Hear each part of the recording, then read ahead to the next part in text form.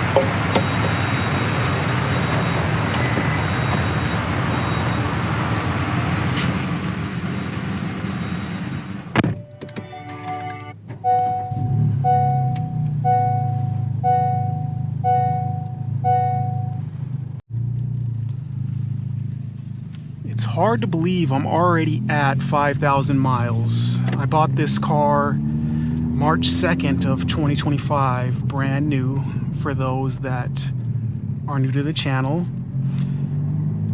And today is August the 29th. So just at 5,000 miles. And I think that's under the average. The average is at 1,200 miles. I'm gonna go 1,200 miles per month, I think is the national average. I'll have to look it up.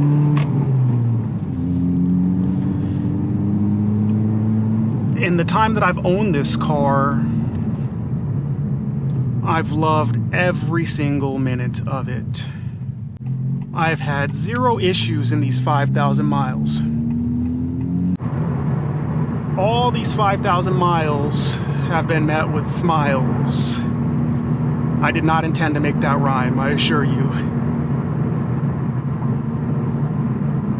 Every single day I look forward to driving this car. Every single day something Type R related in my feed pops up and I'm filled with such joy for the fact that I get to own such a nicely built car. So I've been issue-free. I've done one maintenance ahead of schedule. I did a video on that for the first maintenance in this car. And when I say issue-free, what I mean is mechanically. Now, there are slight things that have popped up like rattles, which I already knew were going to happen when I got into this car because this is not the Integra Type S.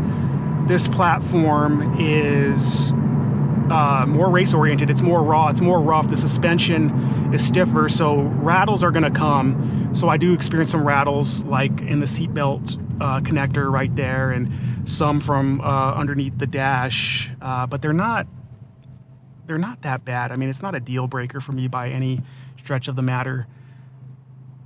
The driving experience, the engagement is still one of my favorite of all time. I put this car in the top 3 cars that I have ever owned. Still, the top 3, and they are neck and neck, is my C7 Z06, the manual one that I had, my Honda S2000, and this Type R. Out of the 20 plus cars I've owned, these 3 have been my favorite for sure.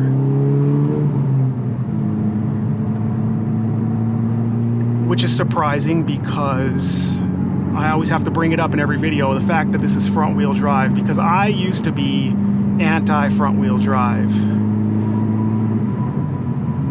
But as I've matured as a driver, I've learned that a car that's set up well is a car that's set up well.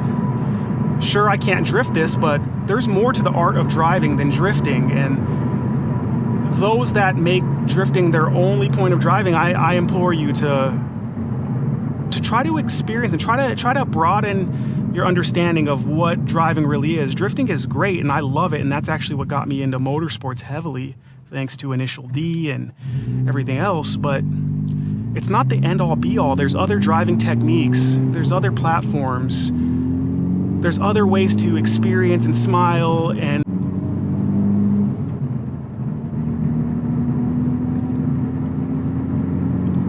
which brings me to a point of, I think, Formula One driver Max Verstappen said that front-wheel drive is basically anti-driving. Do you like front-wheel drive? No, I think it's really boring. Yeah, we call it wrong-wheel drive. Yeah, it's really boring. When you drive it in a car, for me, it's just like anti-driving. You know, it's like anti-driving. Yeah, it's like I drove it sometimes on the simulator as well. For me, like, it's the worst thing ever. And he's one of the most premier racers in the world. Whether or not you like him or not, the man knows how to drive. But I disagree with his commentary, but I understand his mindset. He is a driver that thinks very surgically, because he has to. To be at that level, you have to be surgical at the drive, in the driver's seat. So there's a difference between setting the fastest laps in the world consistently and having fun and being able to have fun. And Max, again, he thinks of, I guess because he's at his level, he has to think of driving in that manner. But for the everyday driver, and even for those that go to the track, we'll never see the limits that he's capable of, and we get to have a little bit more fun, because driving for us is not a job, it's a hobby.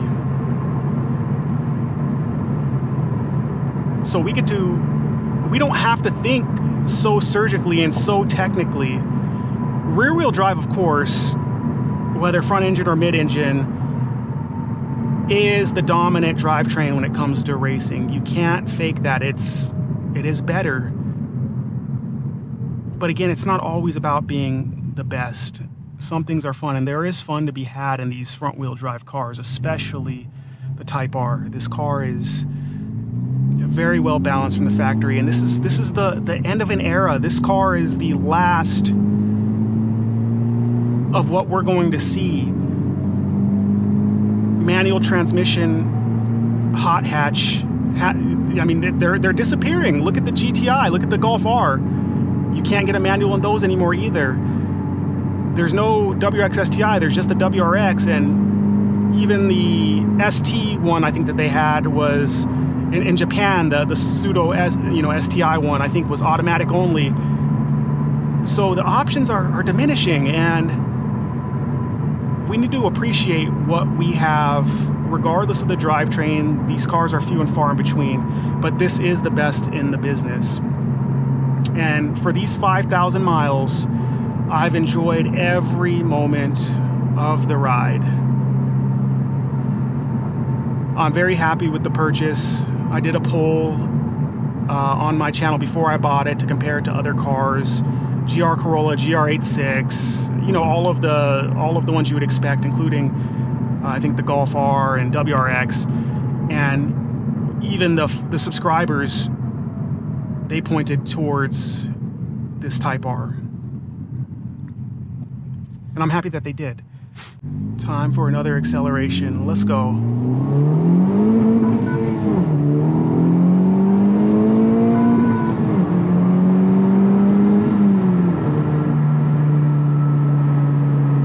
I don't have to fight the wheel. It hooks up and it moves. Shout out to the front diff in this car too. Yes, having a front diff makes a big difference in a front wheel drive car.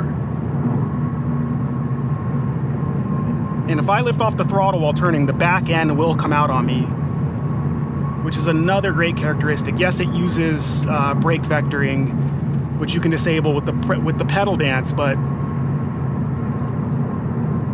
it's just modern technology, which helps aid in on the fun. Now, with this car having 5,000 miles, there's something that I'm actually kind of proud of, and it still smells like a new car. I love new car smell. That's probably why I've had so many new cars, because I chase that smell. And yes, I know somebody's gonna comment about new car smell being chemicals that are bad for your health, blah, blah, blah. Okay, cool. Anyway, I like to preserve that smell for as long as I can. And I do that by, number one, it definitely helps if you can keep the car garaged. Too much exposure to the elements, of course, diminish that. Number two, I don't really drive with the windows down, because when you drive with the windows down, again, more element exposure and wind pushing all of that scent out. Number three, I vacuum and clean the carpets weekly. I didn't get the black carpets, I didn't get the high wall carpets because I feel like I love the red. I think that completes the Type R image, and I figured if I get them dirty anyway, then I'll just replace them rather than not use them at all and just put something in, because everybody's fear is getting them dirty, but then they don't use them all, which is, I think it defeats the purpose. So I will use them and preserve them, and when they get too dirty, I will replace them. And I get to actually use them.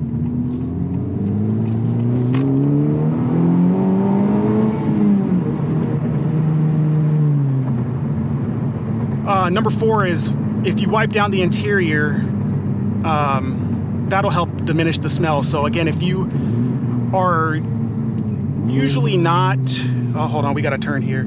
Front diff hookup, look at that hookup. If you are not driving with the windows down and bringing a lot of dust in your car, you don't really need to wipe down the interior. And especially if you spray chemicals. If you spray chemicals, that's going to definitely help diminish the smell. But yeah, cleaning the seats, I vacuum the seats as well. And if you get in my car, you'll notice it still smells new. So that's something I like to preserve as long as possible. You can't keep it forever, but you can really prolong it. My C8 still smells pretty good as well. I mean, even at 17,000 miles, it still smells pretty new. So those are just some tips to help you if you love that smell too. I currently have a poll running on my posts, check it out, for my C8.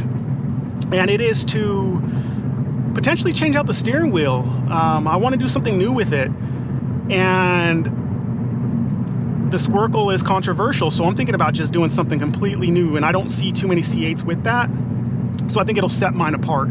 So go ahead and vote. It has 21 votes right now. Give it a vote. Let's see what you think. And maybe I'll do something in the very near future.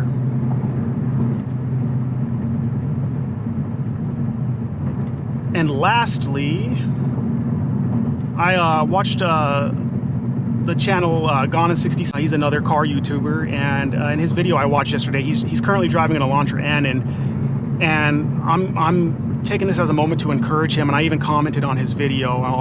I'll post it up there so you can see which one. But he's gone through a lot of cars like me, and he shares his experiences. And one thing that he's getting is he gets a lot of hate. People trying to tell him basically that he's dumb because he goes negative in equity and this and that. But I think he's like me, where he understands the joy of driving and being able to enjoy all these cars if you're able to. And sometimes that means flipping them upside down. And there's a lot of negative commentary. There's a lot of negative commentary with a lot of different things on YouTube. Even on my channel, I get a lot of negative comments, especially on the shorts, and a lot of it is kids. They don't know, but this is for an encouragement for you. As I put in the comments, out of the abundance of the heart, the mouth speaks. And people will hate because they don't have love in their hearts because of their circumstances. True love is sacrificial. True love means bettering someone else, even at the cost of your own self. And these individuals have never known how to love, and I've talked about this on my channel before. They've had rough lives, they have bad circumstances, and it's corrupted their heart, and they've latched on to that. And so they get on YouTube and they project it. Now, some genuinely are probably, they may be trying to give you sound financial advice, because that's just, that might be their act of love, not knowing how they come off. But based on negative comments that I get a lot, it comes from a place rooted in darkness, because they don't know the truth and they're stuck in the dark.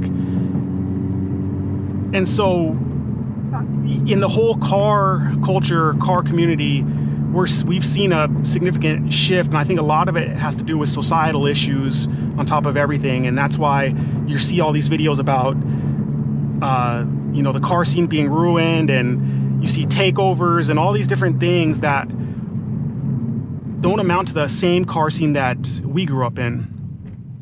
And so with that, we have to be the change we want to see.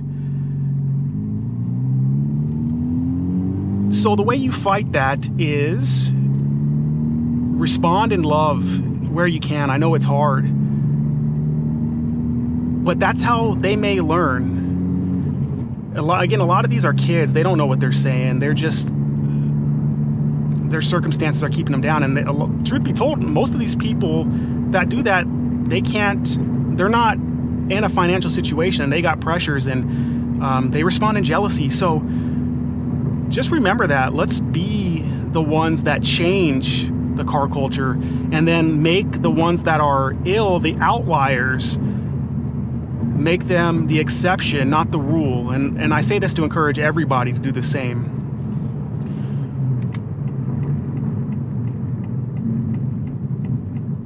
We have the power to make change, and we do it by, again, being that change we want to see. So don't give up.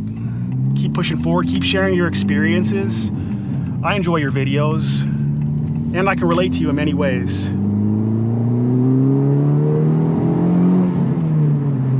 All right.